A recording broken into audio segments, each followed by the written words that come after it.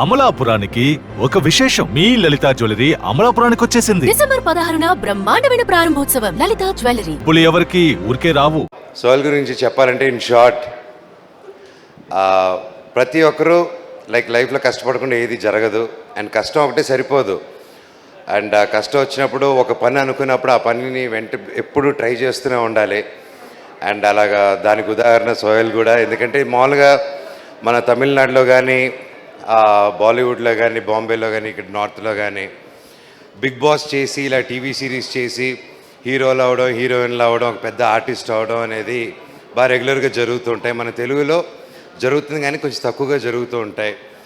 And big బాస్లో వచ్చి అంత ఫేమ్ వచ్చి నాకు గుంటూరు రోడ్లో నాతో పాటు యాక్ట్ చేశారు, నాకు బాగా గుర్తు.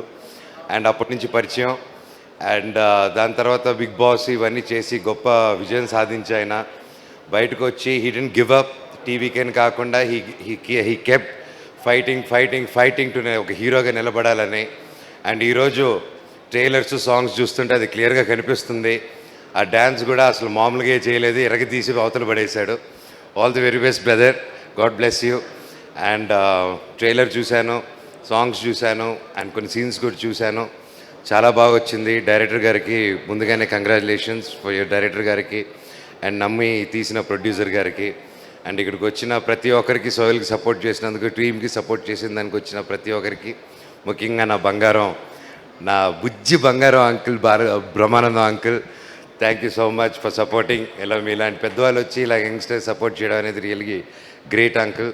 తెలుగు ఇండస్ట్రీ చాలా గర్వపడాలి. మీలాంటి పెద్ద మనుషులు మా అందరికి ఉన్నారు, ఎప్పుడు అండగా ఉన్నారు. Thank you uncle, thank you so much.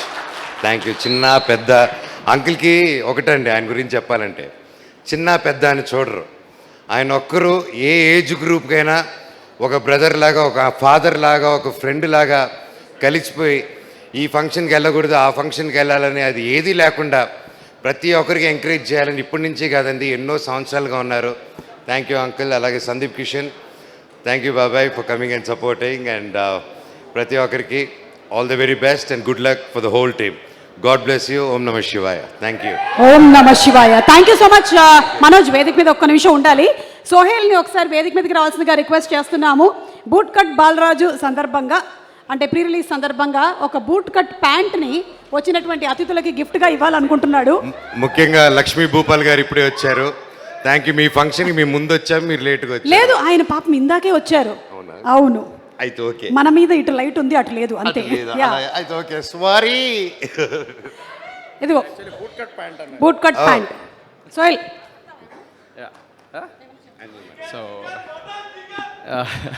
So thank you so much ఇక్కడ విచ్చేసిన పెద్దలందరికీ. And Brahmanand sir, thank you so much.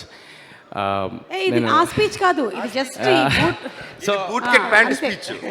So boot cut pant అంటే ఒకప్పుడు 90sలో బూట్ కట్ అంటే చాలా ట్రెండ్ ఉండేది.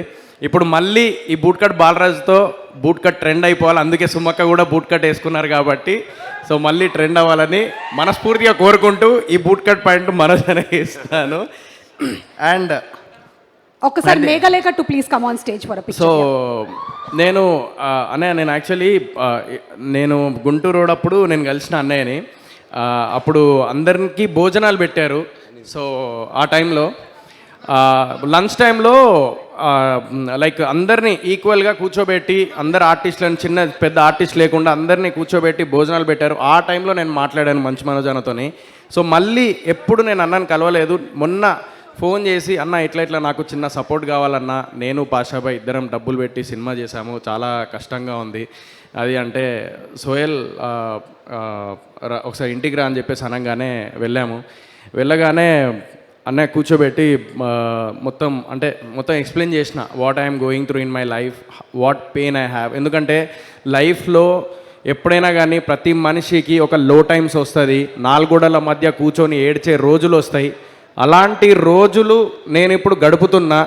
అలాంటి టైంలో నాకు చెప్పగానే సోహెల్ నేను ఒక్క నిమిషం నేను ఒకసారి కన్ఫర్మ్ చేసుకొని చెప్తాను, వేరే ఒక ప్రోగ్రామ్ ఉంటే నా ముందే ఫోన్ చేసి వేరే దానికి ఒక కమిట్ అవుతున్నాను, నేను ఈవినింగ్ వెళ్ళాలి నేను అని చెప్పేసి ఇక్కడ రావడం జరిగింది.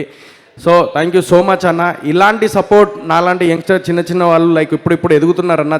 చిన్న స్క్రీన్ నుంచి వచ్చిండా, పెద్ద స్క్రీన్ నుంచి వచ్చిండా, సీరియల్ నుంచి వచ్చిండా, బిగ్ బాస్ నుంచి వచ్చిండా కాదు.